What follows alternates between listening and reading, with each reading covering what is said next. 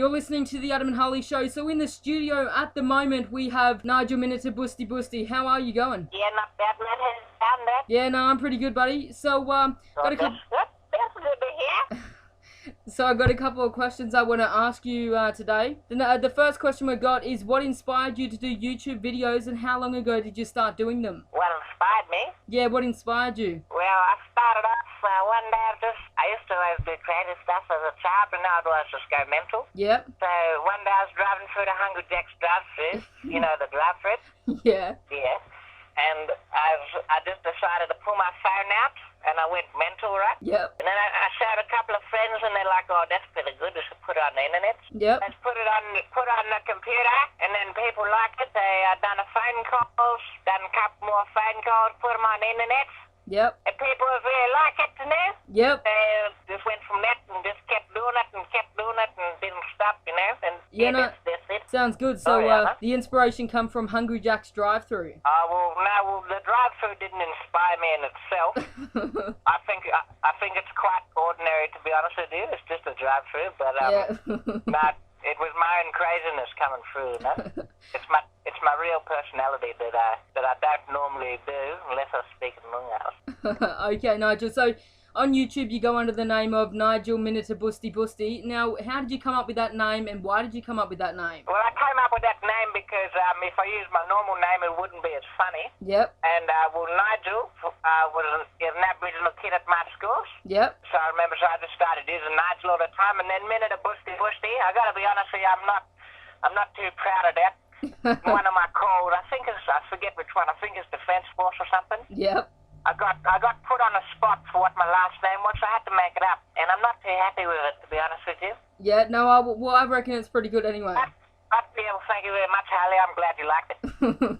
So, Nigel, what's your most embarrassing moment? My most embarrassing moment?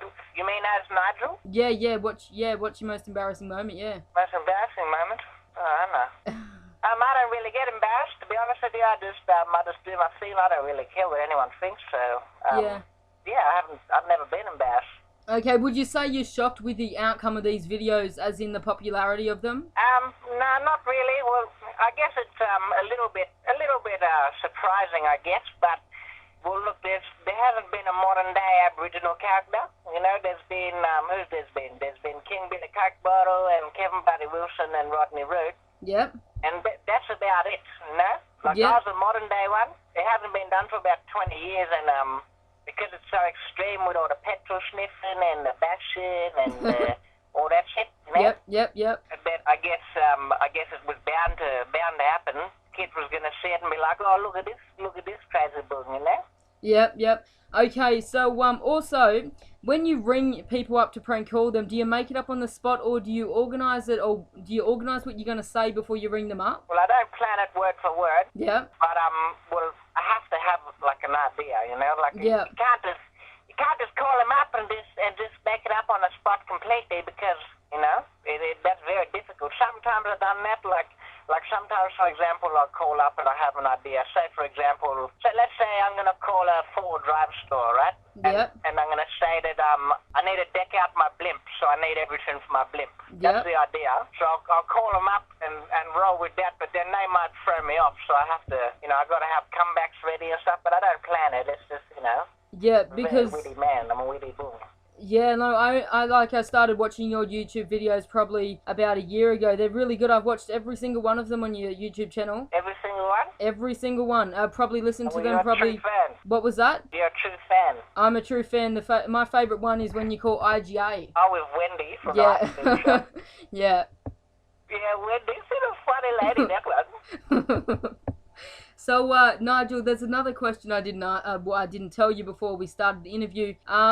I just want to ask you... You tried a trick one. Yeah, just a trick one. It's a curveball! So in one of your videos, you ring the police station and you say that you're going to fiddle with the guy's gooch. What? How did you come up with that? Well, Harley, you shouldn't have said that. But it's right, because calling the police, you can get a lot of trouble, you know? Yeah. So that's half the reason I stopped. But I guess, I was just done, one day I used to do ventriloquism, I used to do it live. You know, people used to come on, used to do it live all the time and get some people listening. They're like, going to call the police. So I'm like, Yep. oh, let's call the police. Yeah, okay. Call them up, and but the police officers, what are they going to do? They're going to fine me because they were playing along with the whole joke, so they can't do that. They were playing along with it, and it sounded like they enjoyed it. That's right, yeah. Yeah. Everyone needs a little bit of humour in their life, don't they, Harley? That's right. Everyone needs a bit of humour. Now, so you've never got in trouble for doing prank calls? Never got in trouble? Yeah, have you ever got in trouble? Or? Yeah, I have got in trouble. That's why I stopped. Oh, is that why you stopped? I went to court. Oh, really? Just for doing prank calls? Yeah, well, how it worked was, I did, one day, right, my mum calls me up and she's like, I can't say my real name, okay? But Yep. she called me up and she's like, there's all these police at the house. You know, they're walking around, they're taking photos. Apparently 7 police came over with cameras and all this shit.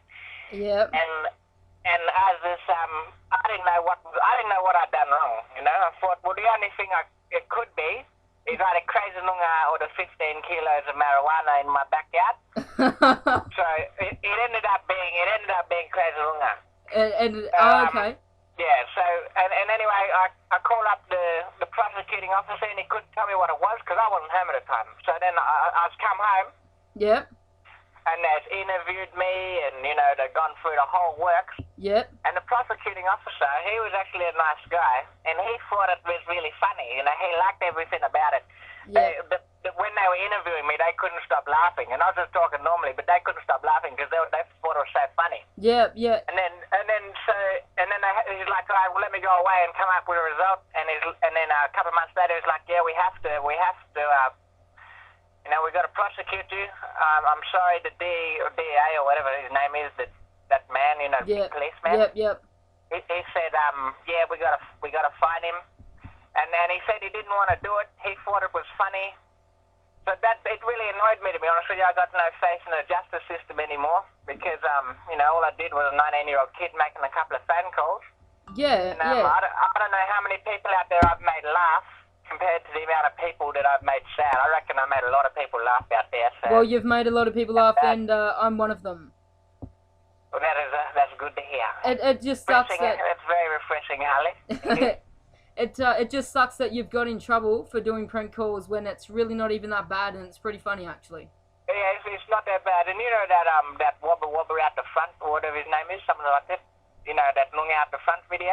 Yep. Yeah, and that one, he says a lot worse stuff than what I say. He's swearing and all that. Exactly. He got away with it scot-free. He said he should be able to express himself as an artist. Well, I'm not allowed to express myself as an artist because it's, I'm breaking telecommunication laws, and, that's some pretty serious stuff. Yeah, well, but you don't even swear in any of your YouTube videos, so I don't know why it bothers them anyway. I refrain the language and everything. I never swear once. Yeah, exactly, so I don't know why you got in trouble. So, Nigel, last question. What's your favourite song at the moment, buddy? My favourite song at the moment? Yeah. Oh. Can I get 2? Yeah, sure. What's your first one? I hope other people like them. Well, first one will be, alright, let me think. I will start off with a new one. Yeah. It's called, It's Changed the Way You Kiss Me. I forgot that I heard by, but it's good. So it's Changed the Way You Kiss Me? Yeah, you'll find it. Yep. You know that? Yep. Yep. And then the second one, Comfortably Numb by Pink Floyd. So the second one, Comfortably Numb by... Who's it by? Pink Floyd. Pink Floyd. Yeah, man. Okay, then no problem. Well, thank you a lot for doing an interview with The Adam and Harley Show. Yeah, you're welcome, mate. Thank you. I appreciate it. That's right. Fun. I haven't done this in so long. Sorry if the voice is a little bit off. It really has been about 2 years. You've done a great job. A little bit. My testicles have grown, so it's not the same, innit? You've done a great job, Nigel. Thanks, mate. You take care. You too. You're listening to The Adam and Harley Show, and we'll put that song right on for you right now. Thank you for the interview, Nigel. And it goes like this. Take me by the tongue and I'll know you.